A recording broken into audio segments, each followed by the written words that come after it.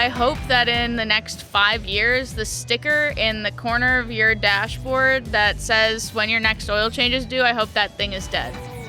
Well, today we've got McKenna Valley from SparkServ, one of our early investments. We're really thrilled that you could be here today. So MK, how are you? I'm great, Steve. It's great to be here at ASOTUCon. Tell us a little bit about your background. Pre-SparkServ, what did you do? Why are you uniquely qualified to go attack this segment? Yeah, so pre-SparkServ, I was always working at SaaS companies, more historical like B2B SaaS that sold to other B2B SaaS organizations. Did a little stint on the dark side in VC on your side of the table. Oh, I'm dark side now. Here you go. I guess, Yeah. But and then got back into the founding side of things. So always loved being an operator. Was always fascinated with how do we build and invest in the technology that's going to shape our world tomorrow.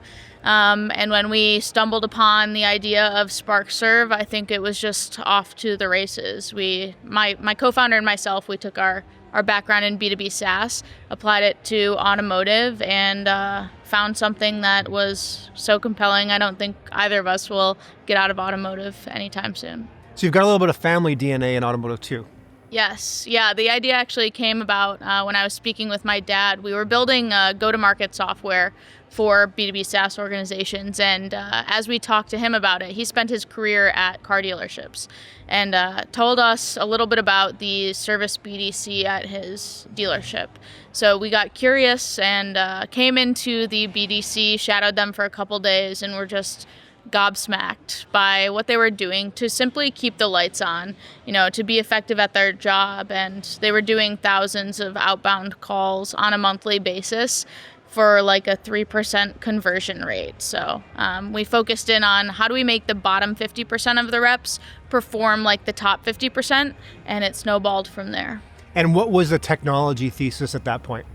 At that point, it was actually a coaching platform, and quickly we kind of pivoted from there because we realized that it wasn't a matter of reps who were ineffectual or weren't trying hard. It was a matter of the information they had at their hands.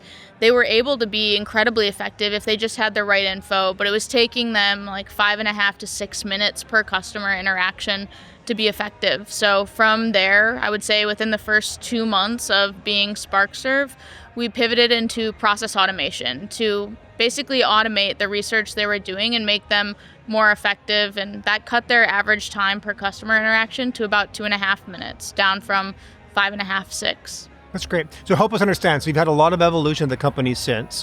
What's the product set look like today? So today the product is 2.5 products. We still have our full CRM for service, and that's a universal scheduler that acts as a CRM for the BDC agents, automating that research and basically disseminating tasks intelligently so that they're focusing on things that are a great use of their time and saving the high effort, low conversion tasks for our second product, which is our AI offering.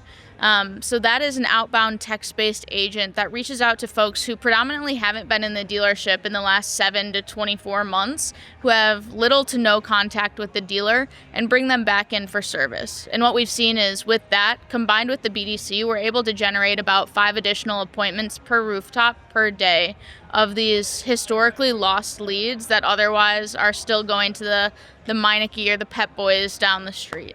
Sure, very interesting. And now help us understand, abstract away from current day, what's your hope for the vision of the company?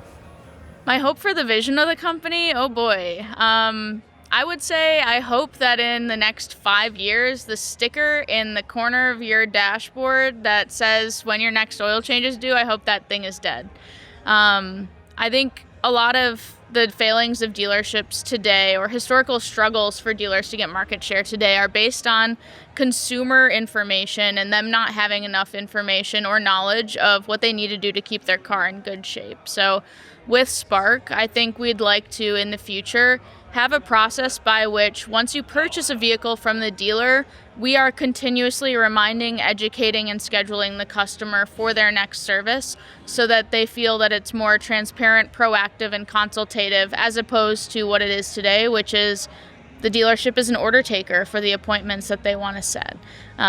So I think with a combination of the human touch and making that a better process, proactively upselling maintenance services that they don't even know they need, reaching out with diagnostic information, helping them understand why their vehicle is having the symptoms it's having, and then setting that appointment, whether via human or via an AI agent. That's where I think we can kind of change the operating system for dealers and customers today. Very cool. So you're seeing a lot in the press about AI and consumers now having anxiety about what the AI-fueled future is going to look like. For you, I mean, you've kind of already talked to this, but where do you sit on the continuum of, is AI going to allow the human in the loop to be smarter, be more productive, or are we looking towards a future where we're going to replace humans outright? I think that depends really on what we want them to do. For things like data aggregation or research, I think AI is the right solution. For incredibly high effort outreach, like inactive customers who haven't been in the last 36 months, that's a great use case for AI. But what we're really pushing towards is not focusing on so much of the human replacement rate as much as the human utilization rate.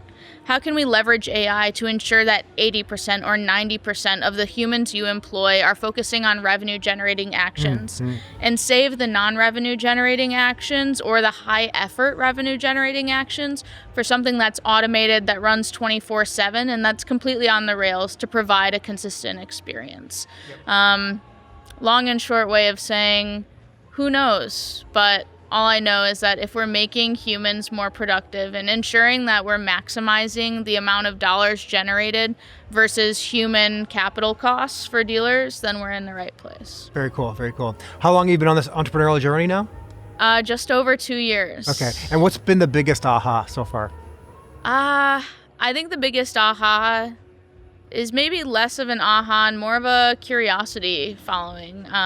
We get most of our best ideas by listening to customers and getting curious about why they're having challenges, not just how can we solve the symptom they're experiencing. And I can say, more times than I can count, I've been sitting in a service bay and uncover something about a dealership that I didn't even set out to. And that leads to a brand new product or a new feature set or something that can move the needle even incrementally. Our biggest approach or ethos as a company is that we need to ensure that no matter who invests in us, whether it's investors like yourself, our customers, our employees, our families as founders, we need to make sure that the people who bet on us are getting out more than they put in. So being curious about what makes them tick and what drives their business is really probably the biggest realization we've had throughout this whole process. That's great. So over the last 2 years, you've spoken with hundreds of dealers, literally. What have been the biggest surprises on both sides? The ones where you've been shocked, but also pleasantly surprised in terms of operations? If you can name names, great. If you don't want to name names, that's good as well. But the biggest surprises on both ends of the bookend? I think some of the bigger, let's say, nasty surprises are when you ask a dealer, what are you doing for fixed ops marketing? And they immediately start talking about mailers. That is a very jarring surprise. No one really wants to be only reaching out to their customer base in the same pile of junk mail that you immediately dispose of. So it's a tough pill to swallow that it is as common as it is in this space. And I think the great surprise is working with groups like the Holler Classic group down in Central Florida.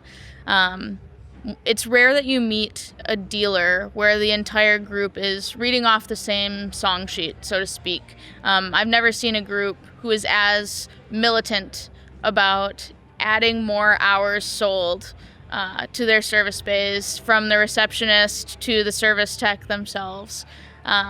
So when you get to experience a group that really knows who they are, that is a really beautiful surprise that we can learn a lot from. And, we're at a SoTuCon. We're surrounded by people who know themselves, like Liza from Carter Myers was speaking earlier today about their ethos. But I think that's a really pleasant surprise when we come across it. Well, it's a pleasure being an investor in SparkServ and being able to work with you. Last question for you, and maybe for the entrepreneurs that are out there. So if I could teleport you back in time before you started the entrepreneurial journey, and you could sit with yourself for 30 minutes over coffee and give yourself some advice, what advice would you give your earlier self? I would say be curious and remember who you are. So don't think you know everything, and always be looking for a way that you can add value. And remember who you are. At the end of the day, I could build this company up and sell it or grow it or operate it for the next 20 years. But at the end of the day, I'm still just going to be a small town girl from Michigan with a dad who works in a dealership day in and day out. So if I make that kid proud and make my dad proud, then, I think I'm doing all right, as long as I'm adding more than I'm taking away. Sounds great. Sounds great. For those that are out there, how do they get in contact with you? Reach out to me, mk@sparkserv.com, or I'm available on LinkedIn, or reach out to Steve. He has my number. MK, thanks. Really appreciate the time today. Thank you, Steve. Well, I really hope you enjoyed this episode of Greenfield. If you're a founder or investor in mobility and something here sparked an idea, I'd love to continue the conversation. Please subscribe to the Automotive Ventures Intel Report and reach out to me. I read every message and respond personally. We'll see you next time.